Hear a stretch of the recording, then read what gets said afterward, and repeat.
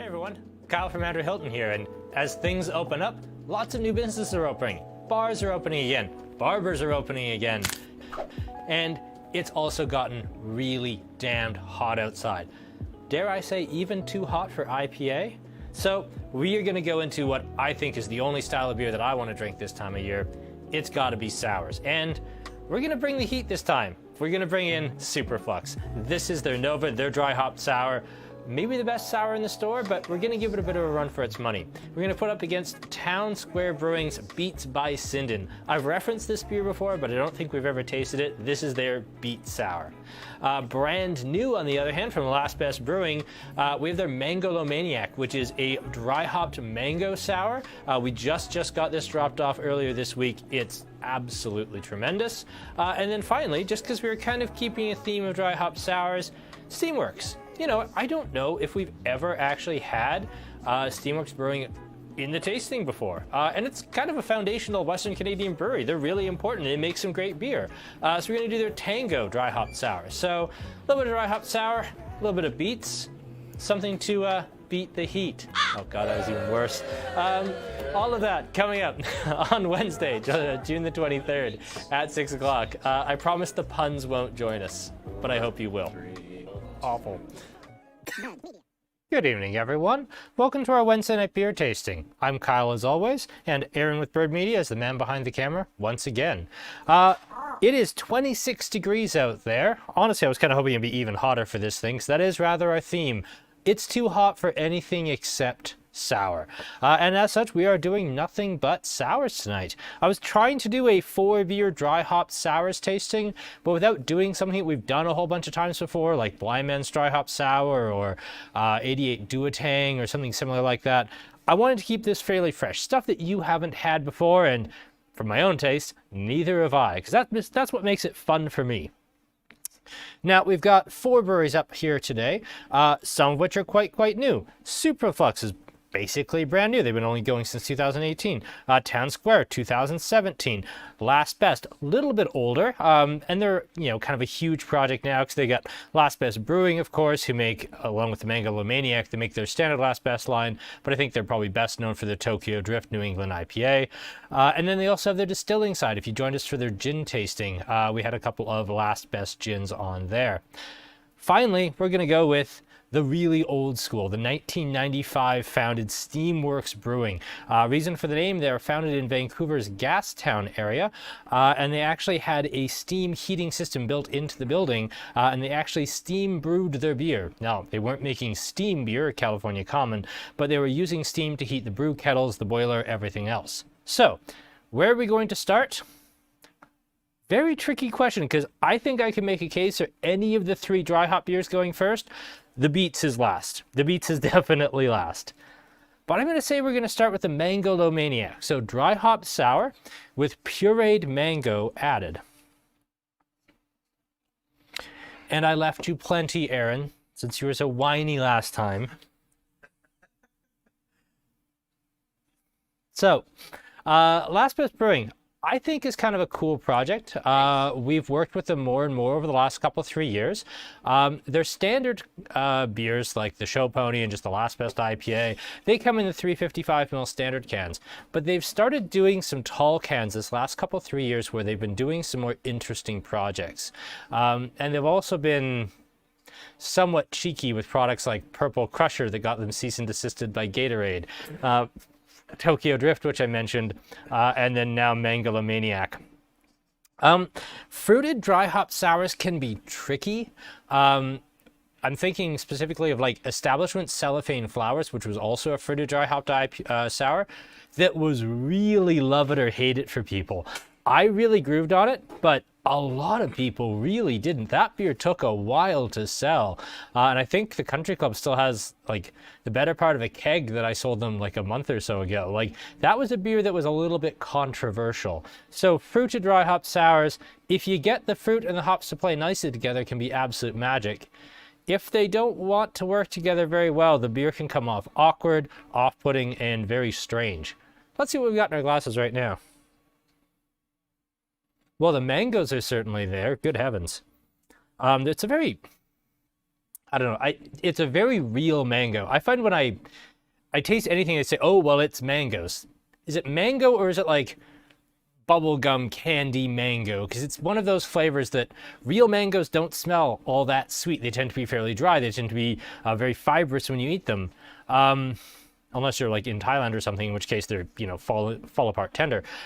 But I find that the mango, when it's in a beer, either comes off really fake or it disappears. This, I'm actually getting a fairly dry, fairly authentic mango aroma, which I quite like. Hops are most definitely present. And I'd say they kind of are hiding under the mango. There is hops here, but if you told me this was a fruited sour rather than a dry hop sour, I think I would pick out the hopping, but I don't know if I'd pick this out specifically as being a dry hop sour, if that was the style they were shooting for. Doesn't have a really long finish either, I will say. It's very bright and fresh and clean and enjoyable, and then it's kind of here and gone. And I would have thought with hops it would have stuck around a little bit longer.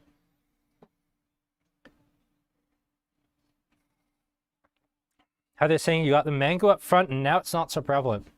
Yeah, I think the mango doesn't really survive the first sip.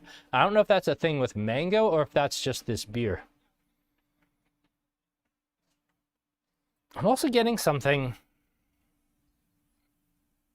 vaguely tomatoey. Maybe it's just me, maybe it's my glass, maybe I'm having an off day, but I'm getting tomato on this in the oddest way, and it's all in the nose, it's not in the mouth.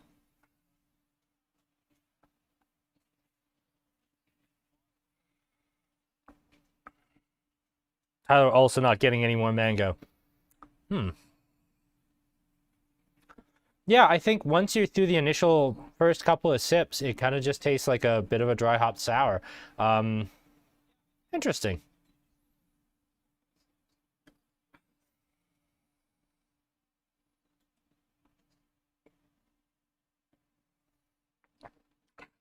You know what? I think that's pleasant as anything, but I think there's a very good reason we're starting with that. It's a little bit on the simple side, to be honest. And Craig says very subtle. I think that's fair.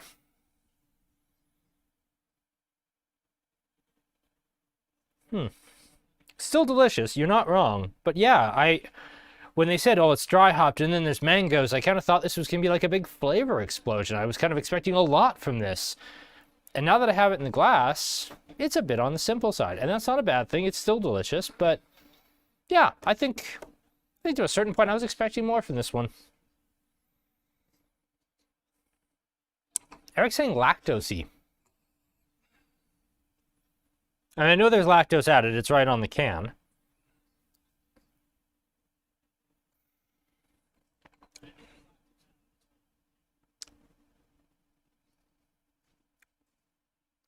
No, although the longer I spend with this and the more I was looking for the lactose, the mango kind of came back. But I'm not picking up what Eric's picking up there. Yeah, let's come back to this later. I think that's fair. Because I'm also maybe just a touch underwhelmed. Okay, well, that was a decent starting point. Let's move on. Now, this one was kind of interesting. So I got to try these side by side about 10 minutes ago when I was first setting up the tasting. I'm shocked how much, like, good old Steamworks, the brewery that, you know, is really important and historic, but when I put it on the shelf, it's not always the best seller because, hey, it's Steamworks. It's been around since '95. I put this up against the Nova from Superflux. I think you're all in for a bit of a treat. I think these two are surprisingly close. For a beer, I had 2 sips of each while I was trying to decide the order. I was surprised how close these are. I think we're really going to like this. It tastes like a tomato plant smells. I could rewrite that. Eric just had his second vaccine. That's awesome for Eric.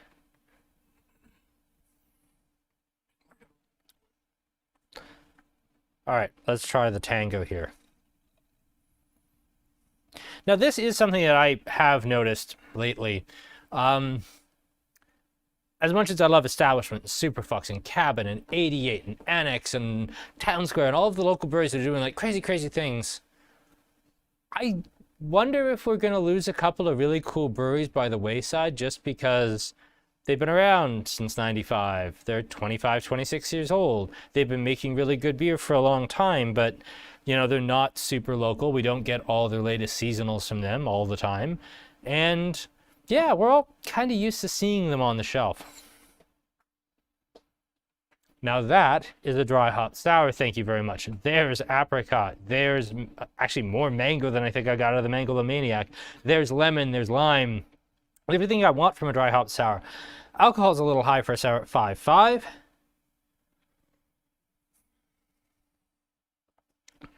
Oh, and there's the hops right through the mid-mouth. Citra and Friends.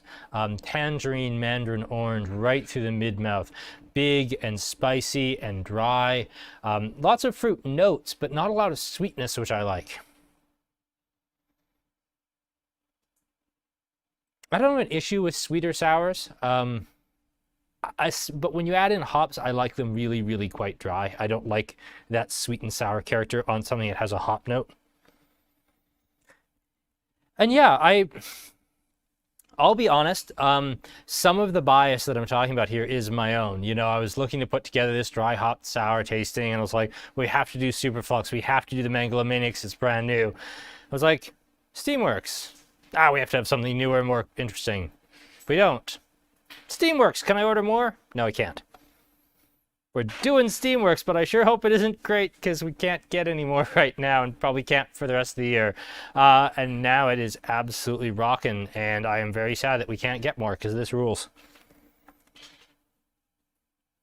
Yeah, that nice, like, this is something that I could actually have, a 4-pack of watching a hockey game with, friends, now that we're allowed to do that again. This is something that I could genuinely enjoy all 4 and not get tired of. This is something I really thoroughly enjoyed, and I don't think Steamworks is all that expensive. I think we had this on the shelf for like $15.95, $16.95, so it's a bloody good deal compared to some of the new craft breweries. Like, we got the new double IPA from Establishment in, and I think those are like $21.95 or $22.95. A 4-pack of beer is getting up there these days. When you have something like this, it's a really good price. I gotta say, that's more than a little okay. Yeah, fruity lactose. Getting green tea ice cream. I can get kind of like a matcha green tea thing. Yeah, absolutely I can. But I think the right hop blend, especially at the right age, like if this had sat around a little bit, I think the tea-like flavor would build up.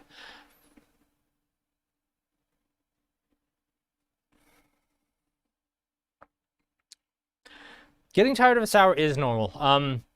Like when I make like a mix 4 to take home, I usually limit myself to like max 2 sours because I'm not gonna want any more sour than that. I'm going to want to break it up with probably at least 1 IPA and maybe something just malty or a blonde ale or something. I get really like, I have drank to excess on sours, and there's 2 problems. 1, the hangover is never worth it. Sour beer has probably the worst hangover of any product I've ever drank. And for 2, I just get so tired of it. Because normally, like, what do I like to eat when I'm, drinking beers? I like to have pizza or wings or, poutine at the Owl or something. Sour doesn't really do well with those. Sour is really something I kind of like on its own, out in the sun. So 1 or 2 is great. There's very few sours I want to, like, have more than 2.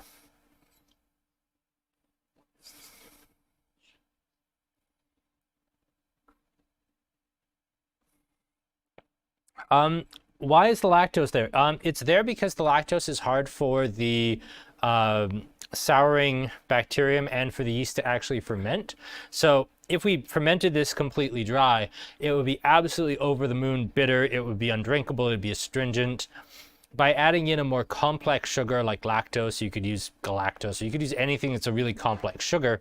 You could, in the way that lambic breweries do, you could even add aspartame.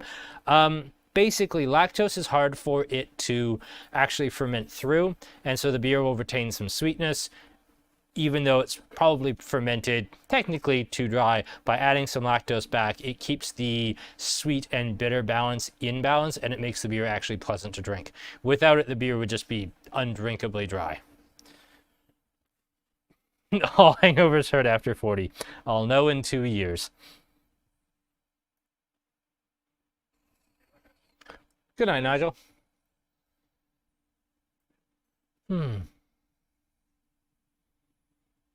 Yeah, this is, sorry if I'm just taking my time, but this is exactly what I felt like tonight with the hot weather. Like this is a beer that I can keep coming back to.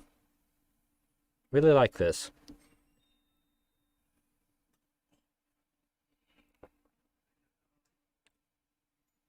Okay. This actually finishes a little tiny bit cucumbery. I just got it as I was having my very last swallow, and then on the finish I got this really cool cucumber finish on that. And we've had some cucumber sours. We've had the Cucumber Hippie by 8 Wired, which was here last summer, and then we sold like 15, 18 flats of it, and then it never came back. Cabin Head Cool As, which was a really cool cucumber sour that we had last year. I'm hoping that gets made again. This has a real cucumber thing at the back, and it doesn't mention that they're using any cucumber in the brewing. I think it's just clever hopping, or maybe just what they're doing in terms of yeast and bacteria and perhaps the grain bill. But yeah, I like that. I like that a great deal. Okay, let's move on. Superflux. This is one of those breweries that I really don't think we're going to get for a whole lot longer. Superflux normally, without COVID, would never need to sell in this market. They almost wouldn't need to can their beer. They are so busy and so red hot right now, they could basically sell everything on tap in their tasting room and be completely fine with that and make way more money than selling it to me. But while we've got it, we're sure as heck going to taste it. And this is Nova. Now, this is the red hottest of the red hot. This is kind of an old classic. I really want you to pay attention to how similar these two beers are. Is there a sour brewing season? Yes and no. No, there really isn't a better season in the brew house for sours, because brew houses tend to always be warmer than they really ought to be. They always tend to be a reasonably stable temperature, in the sense that they're always boiling the wort. They're always, doing fermentation, which is a very exothermic process. So there's a lot of heat, kind of splashing around the brewery. It's not the case that, sour beer is better in one season or another. There is, however, a bit of a sour beer brewing season, and it tends to be in summer, A, because they sell really well in summer, and B, so many of the sours are dependent on fruit purees. Generally speaking, it's a lot cheaper to buy, say, an Okanagan peach puree right as the peach harvest is coming in, as opposed to in March, when the peach glut is over. You're now buying peach puree at a premium price. So a lot of sours tend to get made, especially if they're going to use fresh fruit. They tend to get made towards the end of fall. And that's just purely because fruit is crazy expensive to brew with. So that's usually the way it goes. And yeah, Nova is ridiculous. The Tango's really good, though.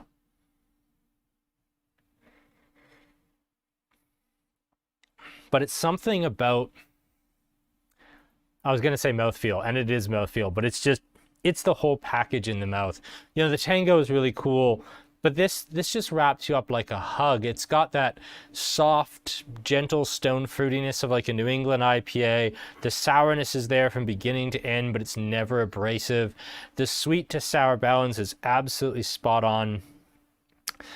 And it doesn't have fruit, but if you told me this was a nectarine sour, a peach sour, I'd be right there with you.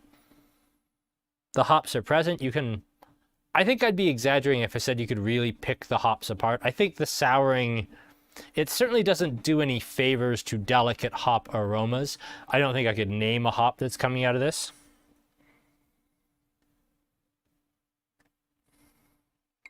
And yeah, very, very careful fermentation on this, probably under a fairly high pressure to get that really, really delicate carbonation.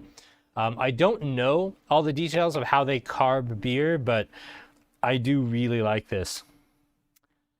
And you're right, it's more intense. Now, to be fair, when I'm lining these up, I have like one sip out of each just to kind of pick the order. on the first sip, these two were really similar, but you can kind of see 25 years of progress here. You can also see like a $4.95 difference in a 4-pack price here, so there's that too.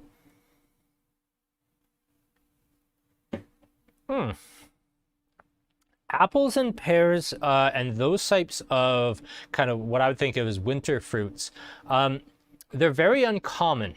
And the reason being that most things that are fermented taste vaguely like apple, pear, and lemon. Let's take inexpensive Italian Pinot Grigio. You know, Castel Italia Pinot Grigio for $9.95 in the discount bin at Jim Bob's Liquor. It's an Italian Pinot Grigio. It tastes like white wine. It doesn't taste like anything else. Let's just say Barefoot Pinot Grigio for the same point. What does it taste like though? Apples and pears and a bit like lemon. Very, very light Belgian blonde ales, very light pilsners that don't have a lot of hop to them. Even just general like clean lagers, blonde ales, golden ales. If you talk about the fruit profile on those, they tend to be apple, they tend to be pear, and they tend to be lemon. And as a result, you don't see those brewed with very much. They're also very difficult to brew with, from what I'm given to understand. Because they're so fleshy, they tend to gum up the mash. And then also, finally, they've got such a ridiculously high starch to sugar content that they're not very efficient. But even if you brew the perfect one, it's going to be like, it'll have to be something very subtle like a blonde ale. But if you just used your yeast slightly differently, you would end up with a blonde ale equally as apple tasting as an actual apple blonde ale. So yeah, that's the issue, is you can't really make a pear ale because in a certain sense, any very basic beer is already a pear ale in a way.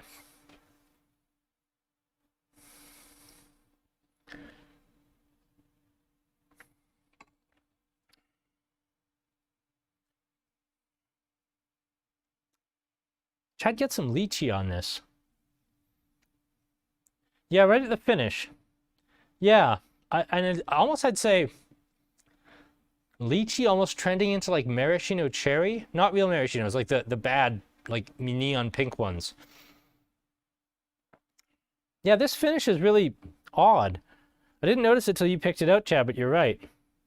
Am I worried about prices in the months ahead? I am worried about everything to do with international shipping, supply, production. Everything right now is being held together with, you know, duct tape and hope in terms of the liquor industry. Unless you are within driving distance of the brewery or your supplier for what have you, you really should be worried about your supply chain. Talking to brewmasters, talking to distillers, talking to winemakers, unless they have what they need kind of already physically on site, they're looking to order like 6 months out because they have no idea when anything's showing up. You want glass wine bottles? Great. The wine industry has been selling at retail side at a much higher volume than anybody expected. Everybody kind of under-ordered, and then the second they realized that everyone was just going to drink their way through COVID, they've been panic buying bottles, just bottling whatever they can get into glass and getting it run off. The backlogs and backstocks for like suppliers that usually would say, oh, I need 100 dozen bottles. 1,000. Shut up. I need 1,000 dozen bottles. You know, they'd actually have that. They wouldn't have to order it. They wouldn't have to make it. They just have that if you're a commercial wine bottle supplier. That's not the case anymore. Everything is in drastically short supply. International shipping is months and months behind. Everything from microchips to steel to glass to cork is experienced major supply interruptions. And then blend all that in with, you know, the agricultural instability caused by climate change, where we're going to see a real swing in the coming years to great years and years where the country basically doesn't make wine because of more and more extreme weather. You know, it's not just that things are hotter, it's the fact that we can get an unseasonable spring frost now after bud burst, and that wipes out the whole crop. We can get July hailstorms where we didn't used to, and that's the whole crop. And that's not to say anything about unforeseeable things like higher winds or insects or drought or what have you. Yeah, it's going to be interesting on our side. You know, happily we have an entire planet to pull from, but unhappily it's a worldwide problem. So it's going to be interesting. It's kind of COVID. I think before COVID, there was enough redundancy in the supply chain to cover up for some of the issues in the liquor industry that were cropping up with climate change.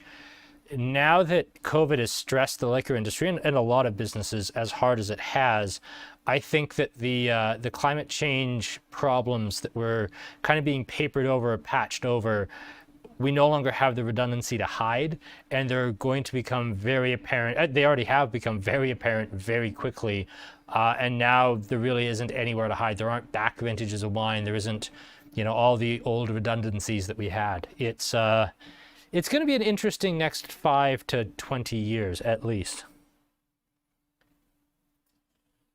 Work on that.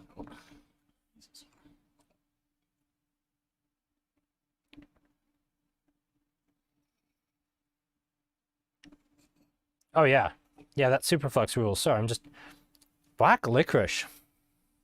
All right, Chris. I see you're getting hate for mentioning black licorice. Yeah, I get it. Do you? I don't get the black licorice. It kind of like, it's after, it kind of like does this like numbness. Oh yeah, it's like black jujubes or black like gumdrops. Yeah, that's interesting. Yeah, I only noticed it after I like spaced out my sips by like over a minute kind of thing. What the heck is printed on my glass? Oh, this is my annex glass. Don't worry, my establishment glass is not broken. But I believe the 2 times that we had Rupert on, he promised that he'd get me a glass, and he just never did. And then the week before we did the establishment tasting, it was actually the day before we did the establishment tasting a couple weeks back, he actually got me an annex glass. So after all this time of using my establishment glass, the very first tasting I used my new annex glass was for an establishment tasting. But yeah, it's my new glass for now. I'll go back and forth between this and my establishment glass, but Annex gave me a glass. I said I'd use it for our tastings, so I'm using it for the tastings. They're beautiful glasses. Yeah, it's just an annex glass.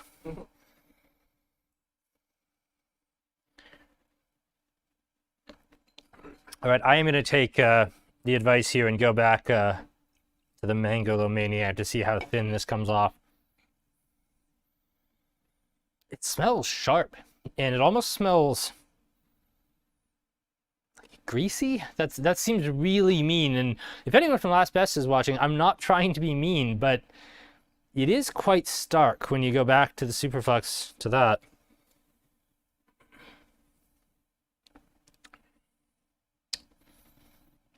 Yeah, it doesn't. I will say that mango shows up more, but yeah, it tastes very one-dimensional and flat, doesn't it? Not flat in the sense it's uncarbonated. I mean flat in the sense that it tastes like one thing. It's not expansive. Expansive or expensive? Did I say something funny? Well, that's on Aaron. Aaron's the funny one. What? Oh, we're depressed now. Don't regret asking Doomsayer Kyle about prices. Sorry, but things are going to get weird for the next little bit. Is it one of the 90s 3D pictures? I don't know. Fun fact about me, I actually have never been able to make one of those work. Can't see stereoscope it? I can't see stereoscope stuff, nope. Oh, jeez, hey. Let's talk about what we have coming up next week, because next week has actually been a month in the making. I have been talking to Morgan Rattray, who we've had on before. Morgan is one of my favorite guests of all, but she is no longer a beer rep. She has gone on to work for Red Shed Maltings. Now, Morgan had spent the last couple of 3 weeks running all over Central Alberta, getting us really cool, exclusive Central Alberta beers. Now, we actually, in the end, can get Blind Men Fruited Pilsner. Oops. But the other 3, we definitely can't get down here. We just straight up can't get Red Heart Brewing, certainly not their Alberta Pale Ale. But these folks are out of Red Deer. Trouble Monk we can get, but we certainly can't get their Market Garden Coffee Ale. And then finally, this is a collective project from a whole bunch of different Central Alberta breweries, and this is their Belgian Blonde Ale. It's actually brewed at the Red Deer Farmers Market, so that's going to be really, really cool. So huge thanks to Morgan. She ran all over Central Alberta and then met me in Calgary yesterday, gave me 8 flats of beer so we can actually put this together. She's going to be our guest. She's going to talk all about like the different red shed malts that they put into these beers and talk about some of the little undiscovered gems that are happening in Central Alberta that we just don't see down here. So that is next week. No wine or scotch tasting on Friday night. We have moved to a bi-weekly schedule for those. And let's move on to Beets, which is no longer Beets by Sinden. The head brewer that was brought in for Town Square all the way back in 2017 was a gentleman, I believe, named Paul Sinden, definitely last name Sinden. And this was Beets by Sinden. It's now just called Beets. It is, as you will be unsurprised to learn, a beet sour. And you get this big, earthy hit from the beets right in the mid-mouth. And I really like that. It's big and powerful and punchy. And I remember this actually being a little sweeter. But it's not. It's just powerfully earthy. Ooh, and the sour actually makes it smell a little tiny bit like pickled beets, and I'm right there for that.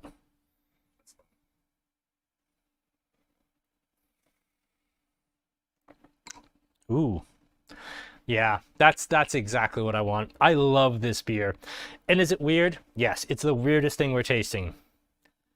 But I will say, I really like beets. I get some carrot notes on this as well. It's super strange, but I absolutely love it. Is there an invisible line of evaporation? I think it's simply the fact that these breweries aren't very big, and they tend to have not only a strong local following, but, you know, they can get up to Edmonton very easily. They can get down to Calgary very easily. They don't really need to have, you know, an Alberta market down here in southern Alberta, like down in Lethbridge, Medicine Hat, because they really and truly can sell everything in Edmonton and Calgary.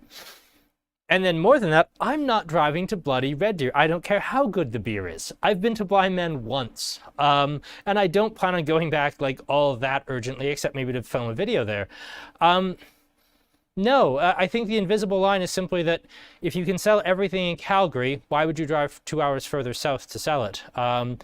And again, there are a lot of small breweries, like Red Heart isn't in Connect. Craft Beer Commonwealth certainly isn't Connect. Trouble Monk is, but their seasonals are very rarely in Connect. So yeah, that tends to be the issue.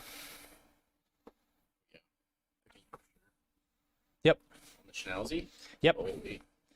Aaron. Yo. You're on. I'm going to take an intermission because I really need to use the restroom. Oh.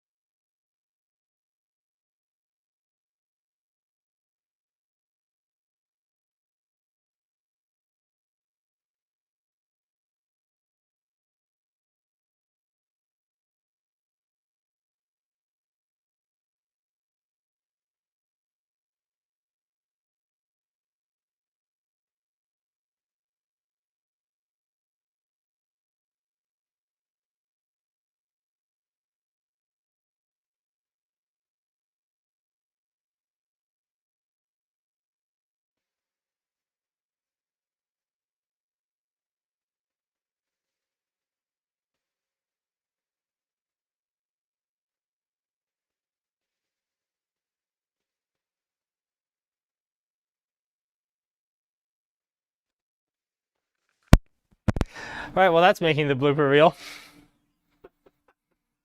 Sorry about that. I apparently had way too much coffee today. So Well, we've lost the plot of this one already, haven't we? I also assumed Aaron would have a microphone plugged in, because he usually does, except he didn't bother tonight. No. Nice. Oh, and happy birthday, Deirdre. Ooh, glass of pickle juice. I don't think I've... You know what? There really is a touch of pickle to this. Yeah, I said pickled beets before, but like pickles, there's definitely something going on with that.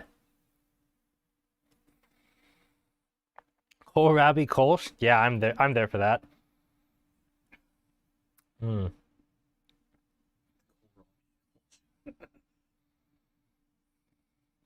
Okay, so Town Square Brewing, kind of an interesting story. They got started in 2017, and they opened up in a strip mall in Edmonton, and the reviews were terrible.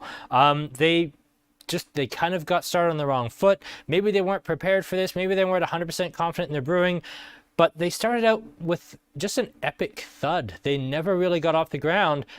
And then they relaunched 6 months later and said, no, we're gonna claw everything back. We're gonna relaunch. We're gonna restart. And we're gonna do everything kind of new. I gotta say, I like the direction they're going. This is, A, the label is insane, but B, I love how bold this is. I love how completely uncompromisingly you probably won't like this beer is. They're not trying to sell you on sunshines and rainbows and apricot. It's like, this is a beet sour. You're probably going to hate this unless you're a giant nerd. Unless you're the sort of person who orders the beet smoothie at Booster Juice, which I actually am. Thank you very much. But yeah, this is just, this is fun for me. I love how earthy and pickly and bizarre this is. I love that it's just unapologetically different. I would have loved to have had a fourth dry hop sour here, but I kind of like finishing with this just because it's the right way to finish. It's completely unlike anything else on the table, and it'll be completely unlike anything we put in any table. It's just madness, and I quite love it. Is there a cocktail in here? With this? Yeah. Ooh. Caesar. Yeah, like a beer Caesar. I wouldn't do the whole, like, I wouldn't do this as the base of a beer Caesar. Right. But I might float this on top, like make the beer Caesar and then like over the back of a spoon, float like 2 inches of this on top. Yeah. That'd be fun. That'd give it a real twist to it. I'd try it.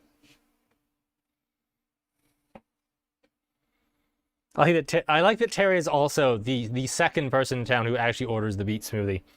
There has to be two of us. It's called the Unbeatable. Naturally, because it's a pun, you see. Ha, ha, ha. That I cut out of the promo. Yeah. Oh, did you cut all those terrible puns? No, not all. Not all of them? Okay. Just the best ones.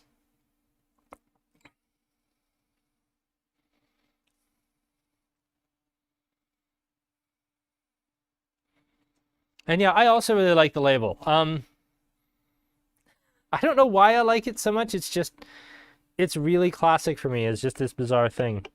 Ooh, yeah, sausage and pierogies would be just spot on. With that, yeah, you know what I said earlier, I don't really know if sours do that well with food, but this sausage and pierogies, sure, or like beef stroganoff, oh yeah, yeah, this is actually a really food-friendly beer in a way that I wasn't really expecting. And also, I will point out, like, I remember this having like the beet character, but also having like a very cherry fruitiness underneath that. I don't remember it being this pickly. I don't remember it being this salty. Definitely.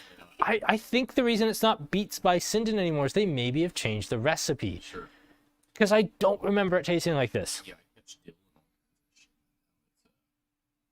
Yeah, Dr. Dre will be mad because, yeah, that was definitely the pun they were going for, was Beets by Dre, Beets by Sinden. I wonder if Drew Sinden's not with them anymore, and maybe that's why it's not by Sinden anymore, and they slightly switched up the recipe. Interesting. Interesting.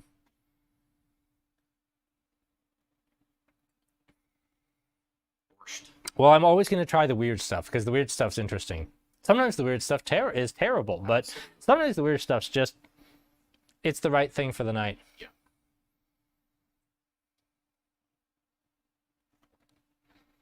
Where are we rating here?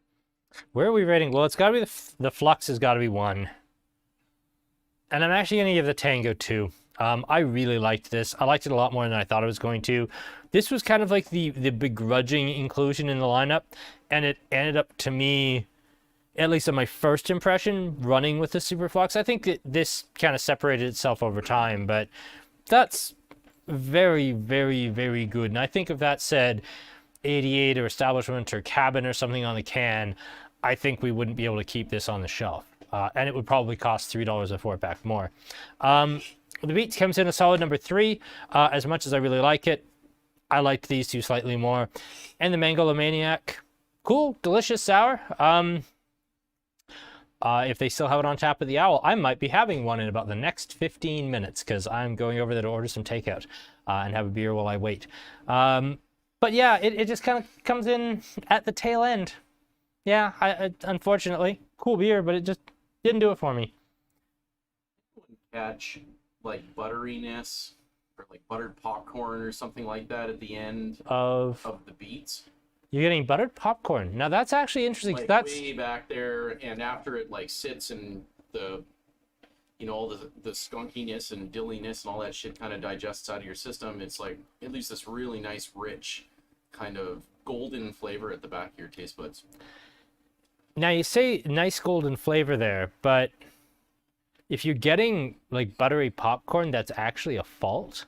And for what it's worth, I'm not picking it up. I get a little bit of slickness at the back, but I'm not really picking it up. The fault we're talking about is diacetyl. It tastes like, yeah. That was in a previous beer, wasn't it? Or was it in this one? Yeah. Yeah, right. I get what you're saying. It's almost a feeling. It's like you've just had a big mouthful of popcorn and you've got that buttery feeling in the back of your throat. Yeah. I don't think it's a fault. I think it's a mouthfeel texture thing, and maybe it's the acid tricking something at the back of your throat. Oh, yeah. What I'd be worried about with the fault would be diacetyl, which tastes like either popcorn butter or just cheap margarine. Yeah.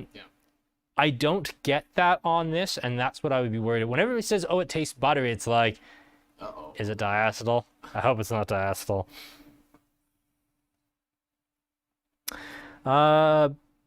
Unsurprisingly, the Beets is incredibly controversial. We have it dead last, absolutely first, third, first, second.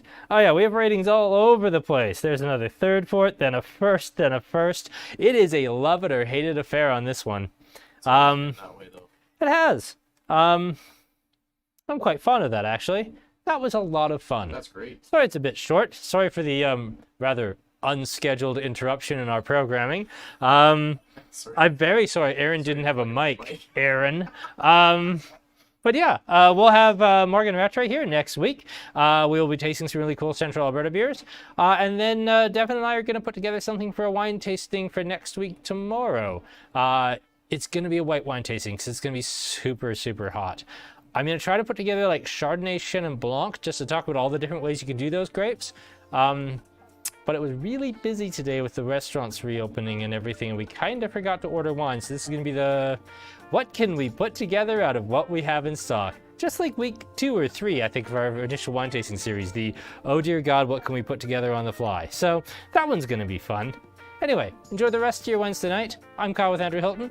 This Mikeless son of a gun is Aaron with Bird Media, and we'll see all of you folks next week. Good night.